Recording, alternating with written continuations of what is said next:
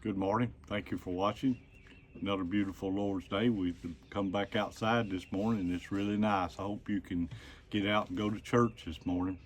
We'll get started on our sick list. We got Ronnie Robinson, Nick Dutton, Pat Nichols, Doyle Duke, Judy Foster, Randy Burnett, Carson Powell, Junior McVeigh, Perry Wells, Brandon Swartz, Hunter Higgins, Sharon Armstrong, Gary Blanton, Pam Brown, Pat Cassidy, Ashlyn Hare, Ryan Sanders, and Annalise Del Vecchio, Bruce Lewis, Sandy Lewis, Lee Heath, Steve Milburn, Anika Hutchins, Crystal Chanel, Robert Pitts, Erica Dillard, Jeff Davis, Michael Nichols, and Brenda Lemons. And we need to send sympathy to the family of Eleanor Bell and Morgan Cummings. So please keep all these folks in your prayers this morning.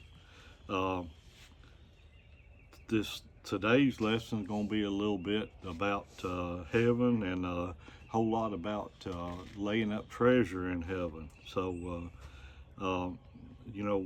what are some things that we can know about heaven? Number one is God's dwelling place, and that's found in Psalms 33:13. It is where Christ is today, and that's found in Acts 1:11. Where Christians go when they die, that's in Philippians 1:21 through 23. And it's the Father's house, that's John 14:2. City designed and built by God, that's in Hebrews 11:10. A better country, that's found in Hebrews 11:16. And it's paradise, that's in Luke 23 verse 43. So most of us have heard of that place called heaven. And it's where the streets are paved with gold, the gates are made of pearl, the walls are made of precious jewels, and the foundations are valuable stone, I guess you could call that, precious stones. These images come from Revelations 21, which offers us the most extended picture of heaven in the entire Bible. If you ask me if I believe in those things are literally true, the answer is yes and no. Yes, they are literally true, but no, heaven won't be like anything we can imagine. It'll be like 1,000 times greater. But here's a story that I'm going to share with you this morning. It says, I love the old story of the rich man who on his deathbed negotiated with God to allow him to bring his earthly treasures with him when he came to heaven. God's reaction was that this was the most unusual request, but since this man had been exceptionally faithful, permission was granted to bring along just one suitcase. The time arrived, the man presented himself at the pearly gates, suitcase in hand, both hands, actually, since he had stuffed it with as many bars of gold bullion as it would fit. St. Peter said, sorry, you know the rules, you can't take it with you. But the man protested. God said I could. One suitcase. St. Peter checked and found out that this was be an exception, prepared to let the man enter, and then said, okay, but I will have to examine the contents before you pass. He took the suitcase, opened it, and saw gold bars, and asked quizzically, you brought pavement? So that was kind of a surprise, I guess. But when John writes about the street paved with gold, I do not doubt his words. He simply reports what he saw in his vision. Thus, his words are literally true.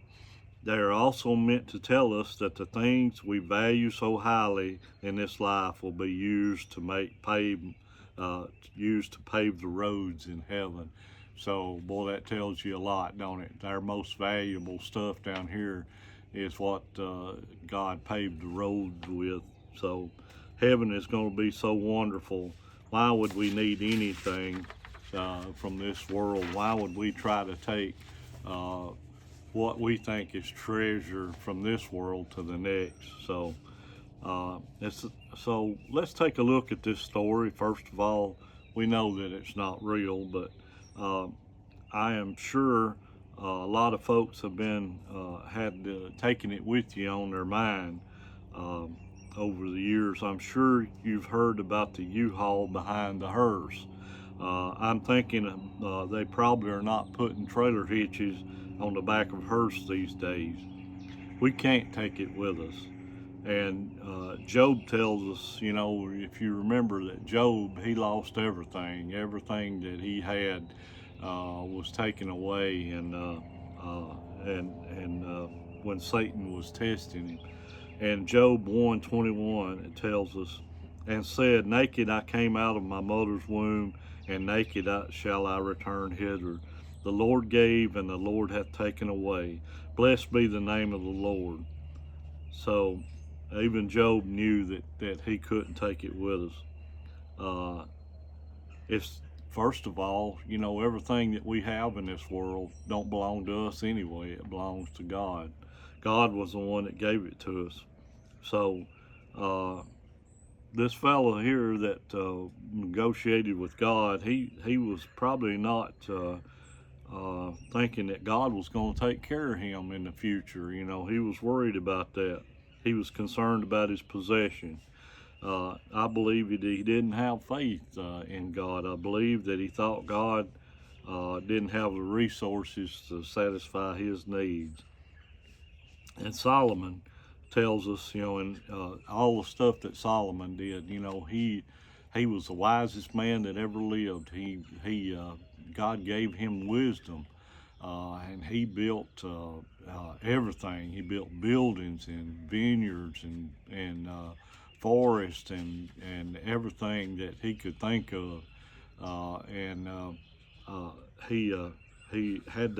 He realized that it was all in just vanity. You know, it was stuff that didn't make him happy. So Solomon tells us in Ecclesiastes 12 verse 7, then shall dust return to the earth as it was, the spirit shall return unto God who gave it. Vanity of vanities, saith the preacher, all is vanity. So we've got to realize that when we die, our bodies go back to the earth, the dust. We go back to dust, but the spirit goes back to God. So we've got to realize that the things that are on this earth are not valuable, and they will be burned up one day. And but if we rely on God, He's going to take care of us. He's made a place for us called heaven, and we won't need the things of this earth. So keep that in mind. This morning, we want to pray for all of our servicemen and women. You know, we've got a conflict going on over in Iran, and I'm praying that you would keep these servicemen and women in your prayers. You know, all the folks over in Iran, I think most of them are probably pretty good people. We got to pray that they will have a good government that they can start out with, and maybe it will be a peaceful government, and those people can live in peace. And please remember our folks on our sick list. Please remember our first responders and the doctors and nurses and all the folks that keep us safe and healthy. Thank you for watching. God bless. See you next time.